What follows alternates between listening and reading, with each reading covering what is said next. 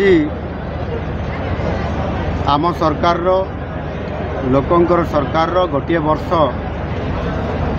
जो पूरण होती अवसर में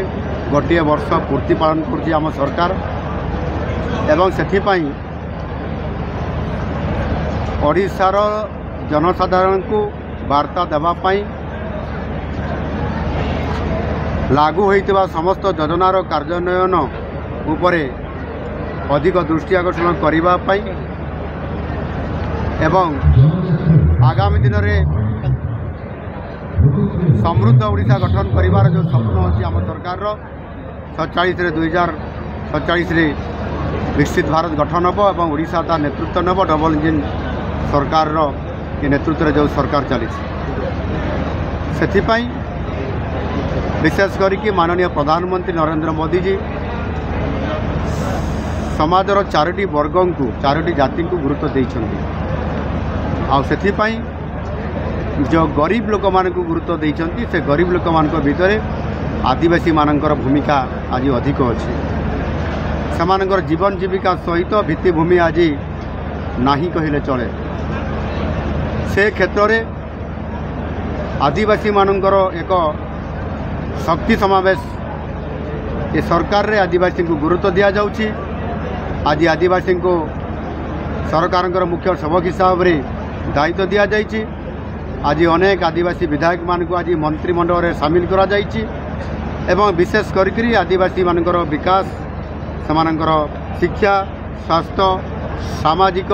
एवं विशेष करके जंगल जमी अधिकार जंगल जमी जल अधिकार या किभली भाव में अधिकार को समान को प्रदान करा जिवो से आधार रे आज मयूरभंजर बारिपदार आदिवासी शक्ति समावेश निश्चित भाव में आज कहवाई चाहे स्वतंत्र भाव में मयूरभंज जिला हूँ एक आदिवासी बहुल जिला ये जिला एक पछुआ जिला हिसाब से गत सरकार या अणदेखा करथिले एवं से मयूरभंजवासी यार गत निर्वाचन में जवाब देइछन्ति एवं 9 को 9 सीट विधायक आज भारतीय जनता पार्टी प्रार्थी मान को विजयी कराई आज 2 जन को आज मंत्रिमंडल में सामिल करवा एवं ये मयूरभंज जिला 3 जन एमपी जीतिबा एवं सर्वोपरि राज्यसभार सांसद मध्य ये जिलार प्रतिनिधित्व करने आज बड़ गुरुत्वपूर्ण आज आम सरकार नहीं एणु आज जो माने अनुन्नत जनजाति अच्छी पीबीटी जी ता भितर 2टी जाति मयूरभंज अच्छी एवं से भाव में जो माने आदिवासी अच्छी सेमानंकर सामूहिक विकास होगापाई आज जो प्रधानमंत्री पीएम जनमन धरती आबा उत्कर्ष ग्राम योजना एवं ता सहित आम सरकार मध्य आज आदिवासी मान को गुरुत्व आज आरोप करवा एवं से मुख्यमंत्री जनजाति जीविका मिशन ये जरिया समानंकर केमिति आय बढ़िबो समाने वर्ष तमाम काम केमिति पाइबे से परिवार रो विकास केमिति हेबो से परिवार रो पिला माने केमिति संपूर्ण भाव में निःशुल्क समाने पाठ पढ़िबे ड्रॉप आउट हेबे नाही सेतिपई माधव सिंह हाथ खर्च योजना 5,000 टंका आदिवासी छात्र छात्री मान को प्रदान करने भली अनेक युगान्तकारी पदक्षेप गोटे वर्ष भितर आम सरकार ताकू कार्यकारी करी आज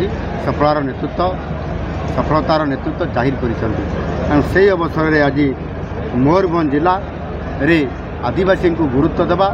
एवं सर्वोपरि आज आम सरकार 1 वर्ष पूर्ति अवसर में ओडिशा को समृद्ध ओडिशा तथा विकसित ओडिशा गठन करिवार बड़ भूमिका आमे नौचु आथिपाई आमर विजन डॉक्यूमेंट प्रस्तुत करिछु समृद्ध ओडिशा गठन हम लोकंकर साहाय्य सहयोग एवं ओडिशा को एक समृद्ध राज्य में पहुँच करूँ। धन्यवाद।